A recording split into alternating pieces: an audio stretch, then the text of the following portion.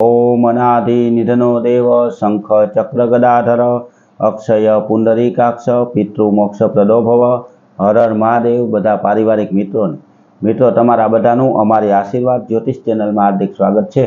हमेशा माटे धार्मिक और आध्यात्मिक माहिती मित्रों आपनी पासे अमे रजू करता होय। जे माहिती हिंदू सनातन धर्म ने लागू पड़ता नियमों विशेनी वात होय, अलग अलग देवी देवताओं पूजा पाठ जप तप विशेनी माहिती होय, अथवा तो 12 राशि के 9 ग्रह विशेनी माहिती होय के जीवन में आवती कोईपण प्रकारनी नानी मोटी धार्मिक नड़तर विशेनी वात होय तो तेमांथी शुं उपाय करवाथी आपने राहत मळे तेना विशेनी वात हमेशा अमे आपनी पासे रजू करता होय।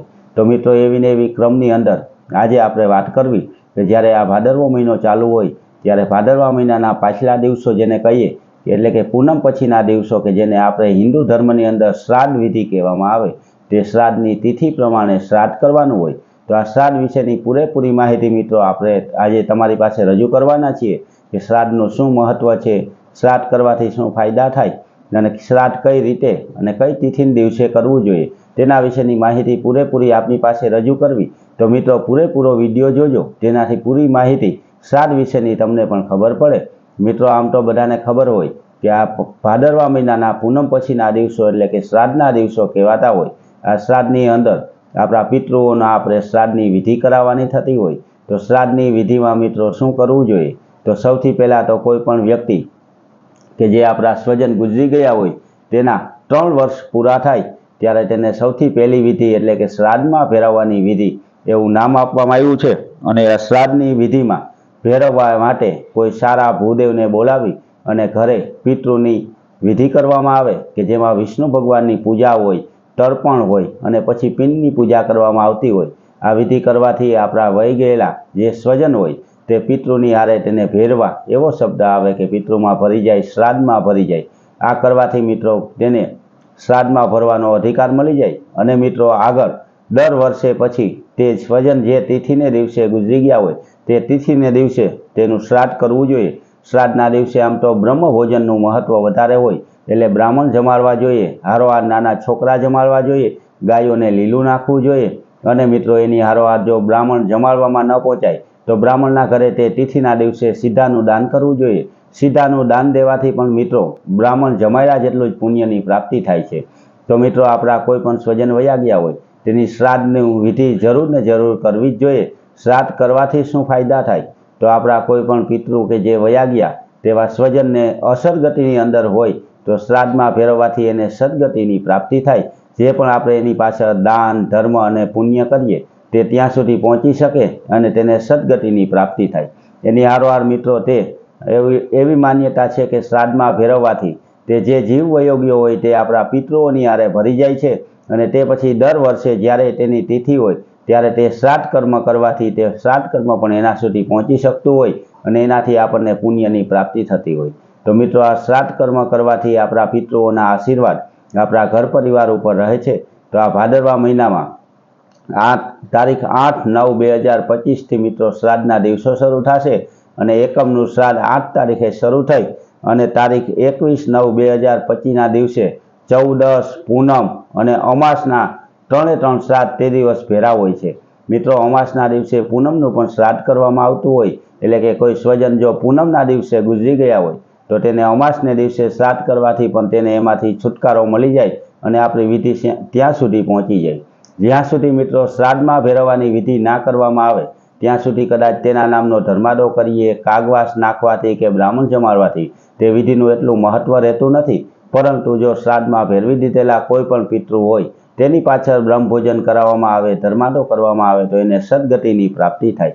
तो मित्रों आ रीते आपणा कोईपण पितृ होय तेनी पाछळ आपणे दान धर्म अने पुण्य करवुं ज जोईए, धर्मादो करवो जोईए कारण के जे ए हता एना थकी आपणे हता अने तेने आ कार्य करवाथी तेने सदगतिनी प्राप्ति थाय।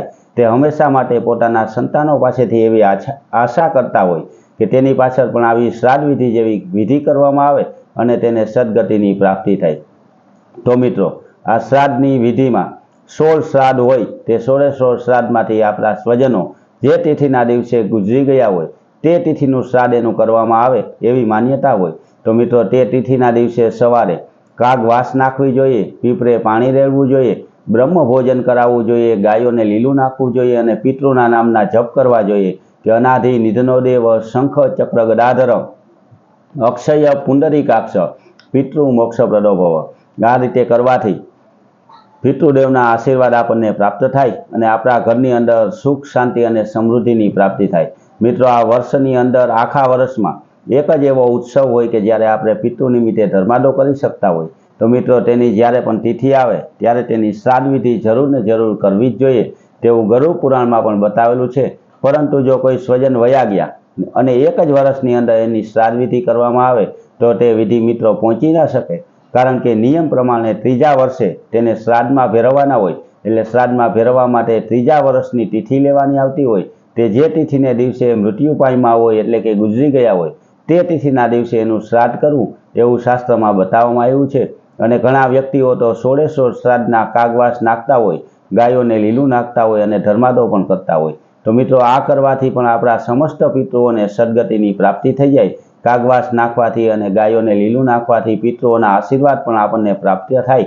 આપણા કદાચ કોઈ પણ જીવ એટલે કે આપણા કોઈ પણ પિતૃ જો અસદગતિની અંદર હોય તો આવું દાન ધર્મ અને પુણ્ય કરવાથી તેને સદગતિની પ્રાપ્તિ ભગવાન કરાવે છે અને તેના આશીર્વાદથી આપણા ઘરમાં પણ સુખ શાંતિ આવે છે. તો મિત્રો, આ શ્રાદ્ધનું મહત્વ બહુ વધારે છે. એની હારોહાર મિત્રો, જ્યારે પણ શ્રાદ્ધમાં ભેરવવાની આપણે વિધિ કરીએ ત્યારે આવેલા ભૂદેવને આપણી શક્તિ પ્રમાણે દક્ષિણા અને વસ્ત્રનું દાન દેવું જોઈએ. વસ્ત્ર કહેતા કપડાની જોડી દઈ શકાય. એની હારોહાર મિત્રો, કોઈ પણ વસ્તુ એવી દાનમાં દેવી જોઈએ કે જે ભૂદેવ પોતે ઉપયોગ કરી શકે. અલગ અલગ વ્યક્તિઓ પોતાની માન્યતા પ્રમાણે તેમાં વસ્તુ દેતા હોય. અમુક લોકો ચંપલ દેતા હોય, તો અમુક લોકો વીંટી દેતા હોય, અમુક કપડાની જોડી દેતા હોય.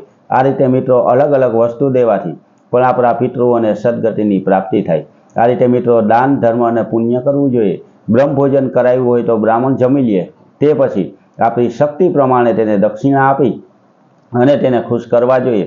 આ કરવાથી પણ પિતૃઓના આશીર્વાદ મળી જાય અને આપણા ઘરની અંદર સુખ શાંતિ આવી જાય. તો મિત્રો, આવી ધાર્મિક માહિતી હંમેશા માટે મેળવવા માટે અમારી ચેનલને સબસ્ક્રાઈબ કરજો. સબસ્ક્રાઈબ કરવાથી હંમેશા ધાર્મિક અને આધ્યાત્મિક માહિતી આપના સુધી પહોંચી જાય. એની હારોહાર મિત્રો, અલગ અલગ દેવી દેવતાઓનું મહત્વ પણ આપના સુધી પહોંચે. કઈ રીતે પૂજા પાઠ અને જપ તપ કરવા, કોઈ નાની મોટી તકલીફ આવતી હોય, નડતર આવતી હોય તો તેના શું ઉપાય કરવા, તે દરેક માહિતી અમારી આશીર્વાદ જ્યોતિષ ચેનલ દ્વારા આપની પાસે રજૂ કરવામાં આવે. તો મિત્રો, આ હિન્દુ સનાતન ધર્મના પ્રચારના કાર્યમાં સહભાગી થવા માટે તમે પણ અમારી ચેનલને સબસ્ક્રાઈબ કરજો.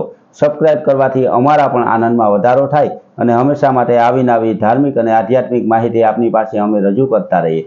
તો મિત્રો, અમારી હારે જોડાવા માટે અમારી ચેનલને લાઈક કરી, સબસ્ક્રાઈબ કરી અને શેર કરજો બધા પારિવારિક મિત્રોને. હર હર મહાદેવ.